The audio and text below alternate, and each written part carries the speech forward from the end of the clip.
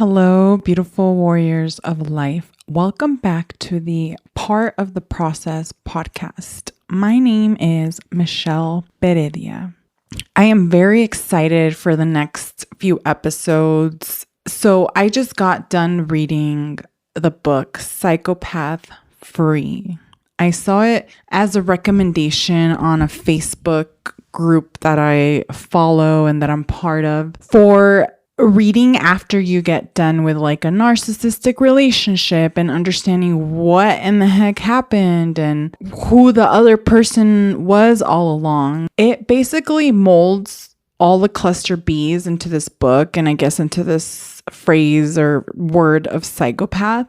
It kind of inspired me to do the next couple of episodes about the cluster B personalities because I feel like we need to spread way more awareness on these type of personalities because there are times that they do so much damage and you have no idea what you're dealing with. And many times people don't believe that people with the cluster Bs can cause so much damage and be, the way they are to self-serve. So I think that spreading awareness will definitely be key. And I keep wondering how it relates to, my podcast. And honestly, it's part of the process to encounter these type of people.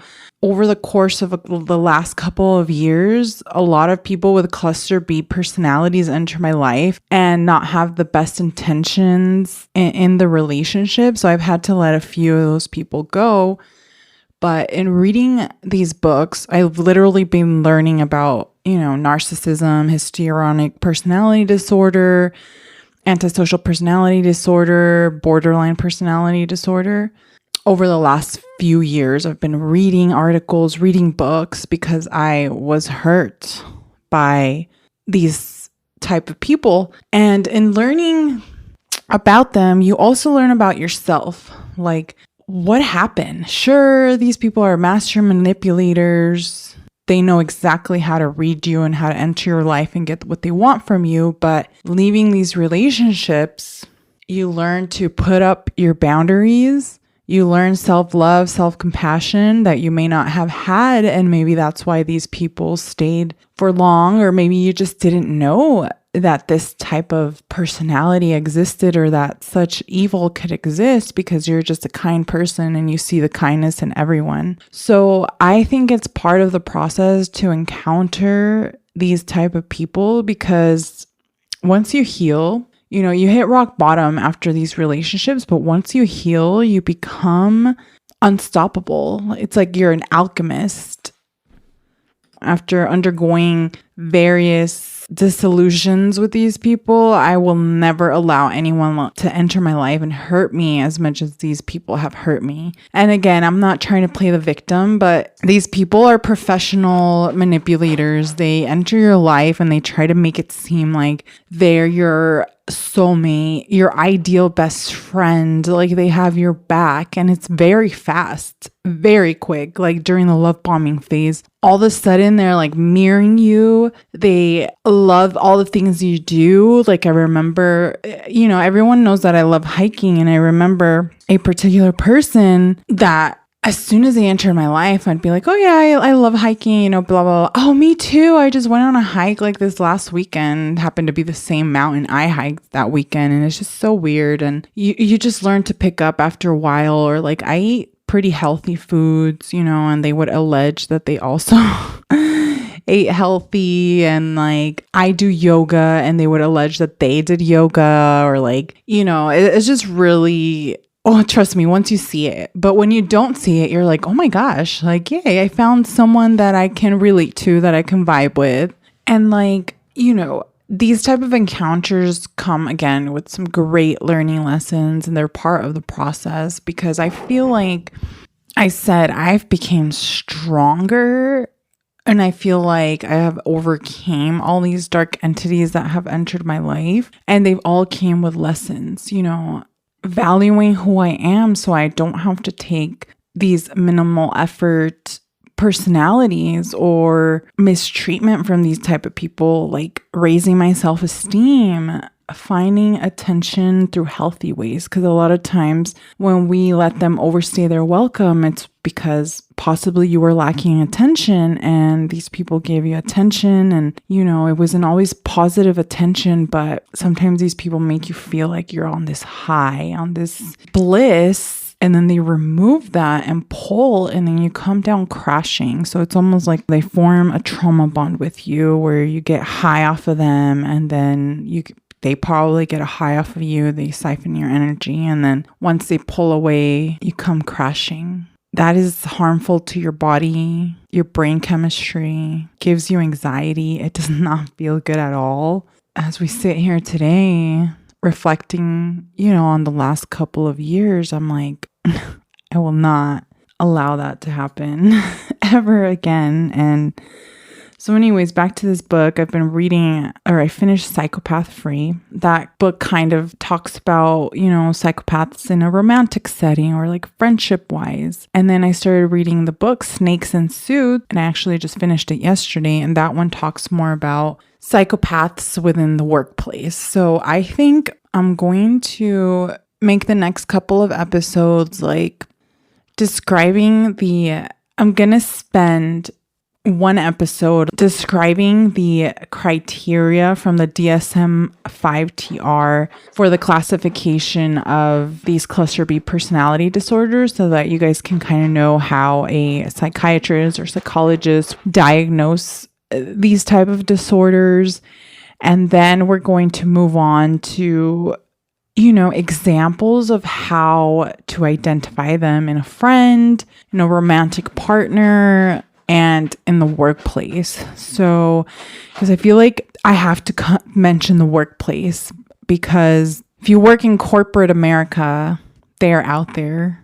According to the book Snakes in Suits, I want to say 7% of America is a cluster B personality disorder, and that's quite high. 3% are in the workplace are psychopaths. So I think it's very important to talk about these entities within the workplace so that you protect yourself and you identify it, and you're not over here bending over backwards for a psychopath that has you doing all the work and they're barely doing anything. They're doing the bare minimum to get by.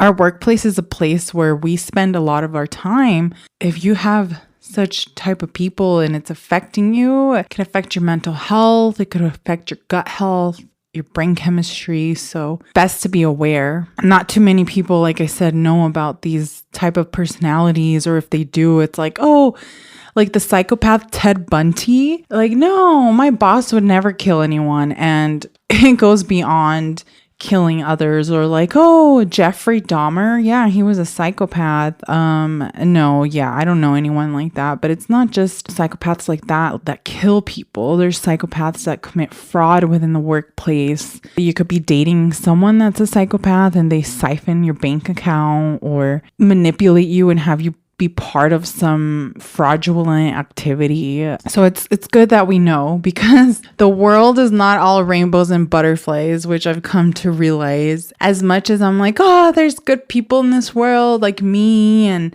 loving good people and so forth, it is not like that. Based on the latest, we've come to find out that a lot of politicians are psychopaths and sociopaths, and we've been lied to and fooled and manipulated. And I think now that more people are aware, it gets me very excited, because we're not going to let these people into our lives. We're not going to let these people make the decisions. We're going to fight against them and overcome these dark entities, these vampires. So that's what I want to talk about. It'll be like a 4-part series. So this episode's kind of introducing, what we're going to discuss. Again, the cluster B personality disorders are borderline personality disorder, histrionic personality disorder, narcissistic personality disorder, antisocial personality disorder, which then stems into psychopathy and sociopathy. So, all right, guys, stay tuned for the next couple of episodes. I'm very very excited to be